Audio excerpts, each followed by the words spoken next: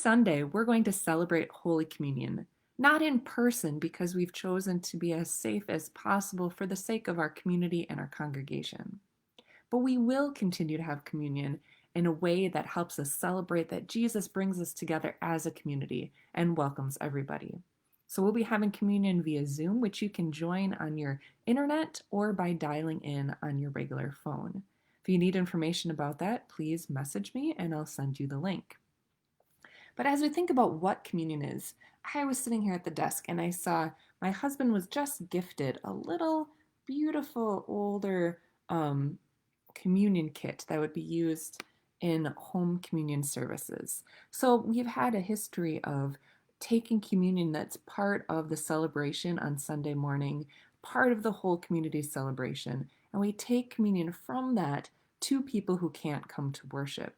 Especially that's been people who can't leave their homes or maybe live in a care facility or are in the hospital. So one of Jeff's parishioners' fathers, I believe, was a pastor, and he died, but his parishioner gifted him this beautiful little kit. So there's a little tiny plate. We call that a paten because we need special church words, I guess, but it's a little tiny plate and a little tiny chalice. Just beautiful little work. And then has a little jar for the wine and a little container for the wafers. It feels like there might actually be some in here. Yep, some wafers in here ready for communion wherever people are. But I thought it was neat for us to look at this little plate, this paten and chalice. So they're so tiny. It reminds me a little bit of my children's tea sets.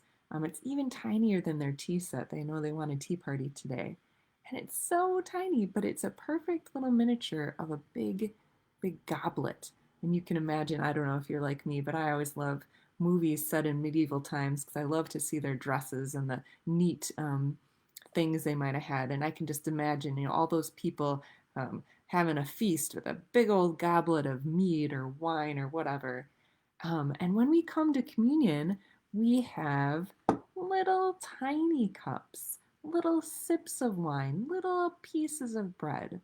And you might wonder, why do we do that? Are we just so stingy and cheap in the church that we can't get a real cup of wine or a real slice of bread? But no, we have this way of talking about communion that we say communion is a foretaste of the feast to come. Communion is just kind of a whiff or an appetizer of what is really coming next. When we have communion, we celebrate as a partial community. Right now we're a very partial community and we miss being together in person. But even when we're able to gather together as a whole congregation of our Saviors, we're not complete. The complete community of God includes the whole creation, all people being fed and nourished and given life and forgiveness through Jesus Christ and his sacrifice on the cross. So when we have communion, we're just getting a taste at the great meal that Jesus and God have promised God's people throughout all generations. We hear in the Old Testament God's people hearing the promise of a great feast in which food will be rich and plentiful and filling and unending. We hear their hopes throughout the time of wandering in the wilderness that they'll come to a land of milk and honey. And we remember that Jesus, in the night in which he was betrayed, took just an ordinary loaf and said, "Now this is my body," and it will be what helps usher in a new kingdom and a new time of feasting.